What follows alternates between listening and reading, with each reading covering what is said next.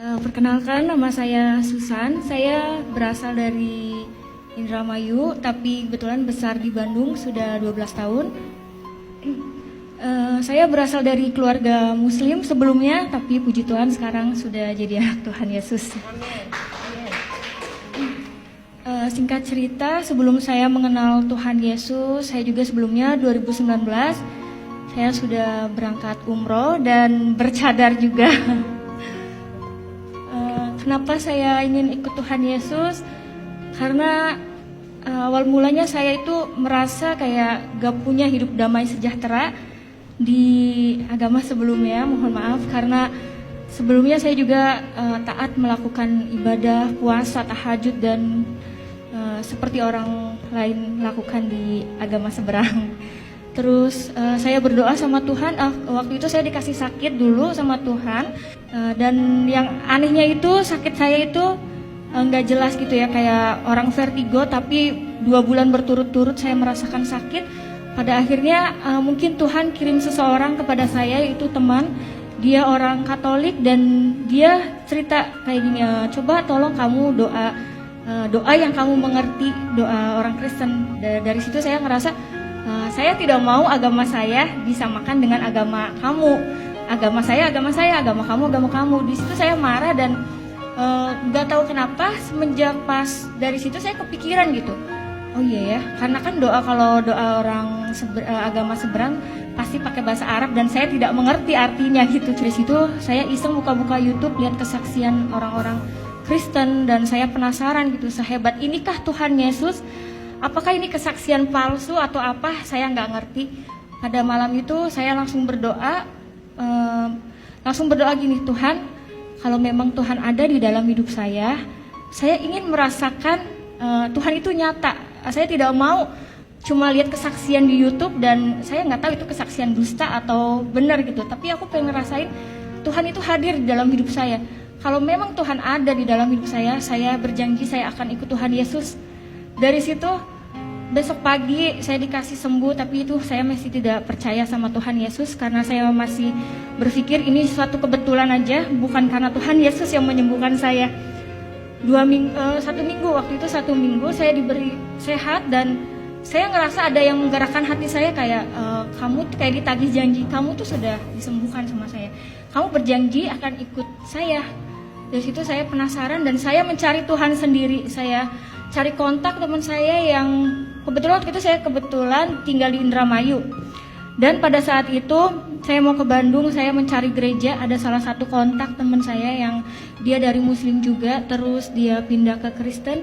Akhirnya saya nanya, Kak, mohon maaf saya mau tanya kalau ibadah orang Kristen itu seperti apa dan di mana gerejanya. Teman saya kaget, bukannya ada udah dicadar, katanya. Kenapa kok nanya gereja Kristen?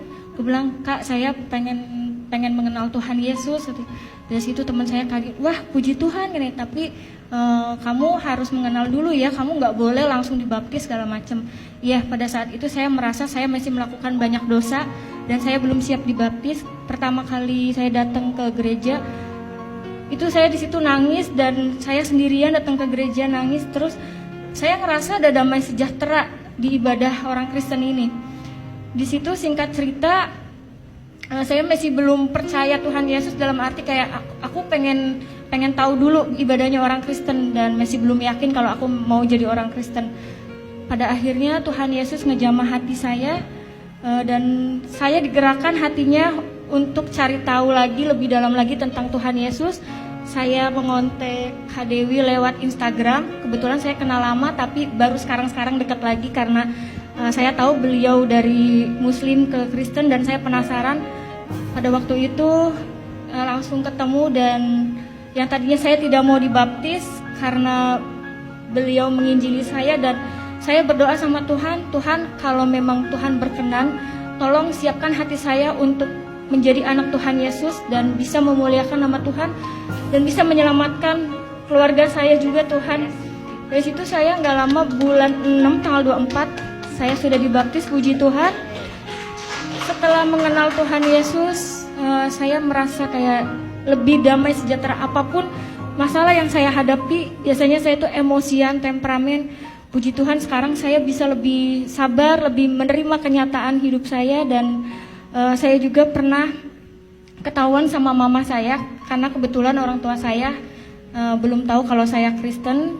Beliau nemuin satu buku pelajaran dasar kekristenan, dan di situ mama saya bilang, ini apa gambar Tuhan Yesus, buang nggak bukunya, sobek-sobek nggak. Dari situ saya nangis, kataku tuh jangan, ini punya temen aku bilang gitu kan. Terus malamnya aku mimpi mama aku mau bunuh aku gara-gara aku ngikut Tuhan Yesus. Terus aku bilang, nggak apa-apa mama bunuh saya, tapi saya mau ikut Tuhan Yesus sampai kapanpun.